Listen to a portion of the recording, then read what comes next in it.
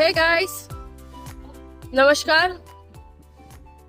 અમે જઈ રહ્યા છીએ સપ્તેશ્વર મહાદેવની મુલાકાતે.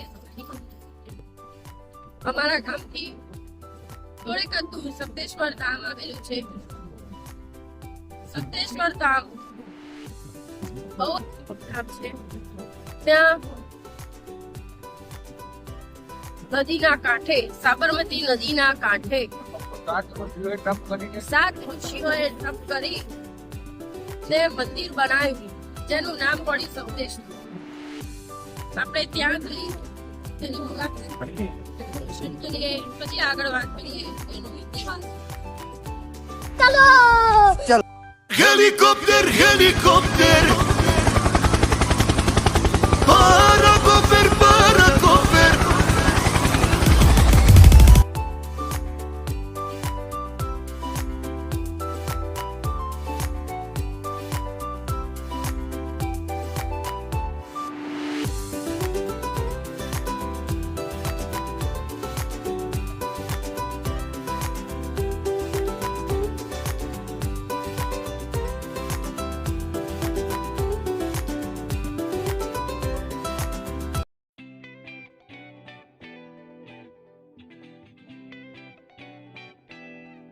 તો સપ્તેશ્વર મંદિરનો ગેટ આવી ગયો.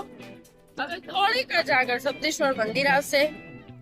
અહીંયા નજીકમાં જ એક સરસ વોટર પાર્ક છે, તમે જોઈ શકો છો. તમારે જવું હોય તો સુસ્વા વોટર પાર્ક. સપ્તેશ્વરની ગેટેથી આપણે આગળ વધ્યા ત્યારે હનુમાનજીનું મંદિર આવી ગયું છે. નીચે મનીના બાપજીનું એક સમાધિ આવેલી છે. પછી આપણે આગળ વધીએ ત્યારે ઘણી બધી સ્ટોલ, દુકાનો ને એવું બધું આવે છે. થોડેક આગળ આપણી ગાડી અહીંયા પાર્કિંગ એરિયા છે. પાર્ક કરી આપણે ચાલતા આગળ વધીએ ત્યારે સામે જ મંદિર દેખાય છે. આજુબાજુ બીજા મંદિર છે અને સાબરમતીના નદીના કાંઠે આ મહાદેવનું મંદિર આવેલું છે. આપણે એના વિશે, એના ઇતિહાસ વિશે આપણે આગળ જાણીશું. તે પહેલાં આપણે જોઈ શકીએ છીએ કે 2 મંદિરો છે.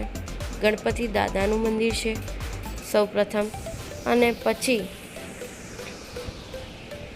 બાજુમાં જ સામેની બાજુ હનુમાન દાદાનું મંદિર છે. જેમ જેમ આપણે ધીરે ધીરે નીચે ઉતરીએ છીએ તેમ સપ્તેશ્વર મહાદેવનું મંદિર નજીક જ દેખાય છે. આપણે થોડેક જ કદમો દૂર આપણું મંદિર આવેલું છે. આ મંદિર જેટલું ઉપર છે એનાથી 1 માળ નીચે બી છે. હવે જ્યારે આ મંદિરની સ્થાપના થયેલી ત્યારે 7 ઋષિઓએ ભેગા થઈ આ સાબરમતી નદીના કાંઠે તપ કરી 7 શિવલિંગ બેસાડ્યા હતા. આપણે આગળ નિહાળીશું. જ્યારે આપણે બહાર જોઈએ ત્યારે ગણપતિજીનું બહાર એક સ્કલ્પચર છે. ત્યાંથી થોડેક જ નીચે આપણે ઉતરશું એટલે સીડીઓથી નીચે ઉતરીને સામે જોઈશું તો આપણને સપ્તેશ્વર મહાદેવ દેખાશે. ત્યાં આગળ જ પાણીની કુંડ આવેલો છે. ત્યાં આગળ લોકો નહાય છે. સારો કુંડ હોય છે, ખરાબ પાણી નથી આવતું, કાલ્પનિક પાણી આવે છે.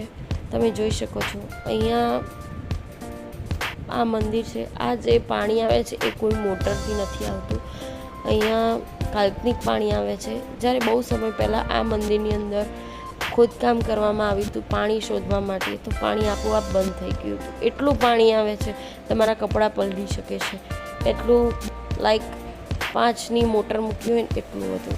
આ હું છું.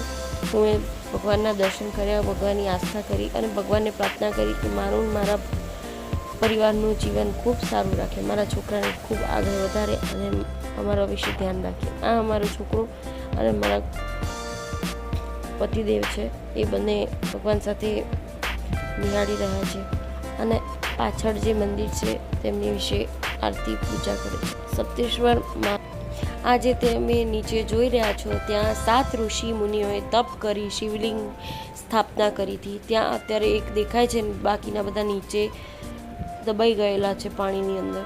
તમે જુઓ છો કે આ સાબરમતી નદી છે. અત્યારે ત્યાં પાણી બહુ ઓછું થઈ ગયું છે કારણ કે આગળ ડેમ બનવાની કામગીરી શરૂઆત છે. અમે હવે આ પાછા ઘરે જઈ રહ્યા છીએ મારો નાનો છોકરો ને મારો ઘરવાળો અમે બંને બહુ ખૂબ મસ્તી કરીએ છીએ. હવે થોડીક આગળ જઈએ તો આ જગ્યા છે હનુમાન દાદાનું મંદિર. અમે આ હનુમાન દાદાનું મંદિરની બહુ જ મહિમા છે. તમે ત્યાં જાઓ અને પ્રાર્થના કરો. આ મણિરામ મહારાજ છે કે જે ક્યાંથી આવે તો કોઈને ખબર નથી, પણ જે લોકો તેમનું કામ બહુ જ સરસ હતું. અત્યારે ત્યાં બીજા મહારાજ છે જેમને હનુમાનજીનું મંદિરની સ્થાપના કરી હતી. એ મંદિરે તમે દર્શન કરવા જવું તમને અલગ જ અનુભૂતિ થશે. ત્યાંથી અમે નીકળી ગયા અને હવે જઈ રહ્યા છીએ ધારેશ્વર મહાદેવ, જે સૌથી જૂનામાં જૂના મહાદેવ છે. મતલબ કે એ મંદિરની સ્થાપના પહેલાં થયેલી હતી.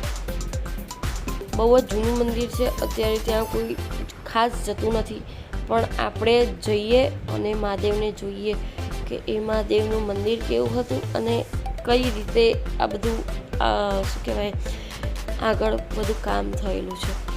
તો આપણે જોઈએ છીએ તો બહાર અગ્નિનું કુંડ છે કે જ્યાં આગળ આપણે એવું ધારી શકીએ કે ત્યાં હવન થતા હશે.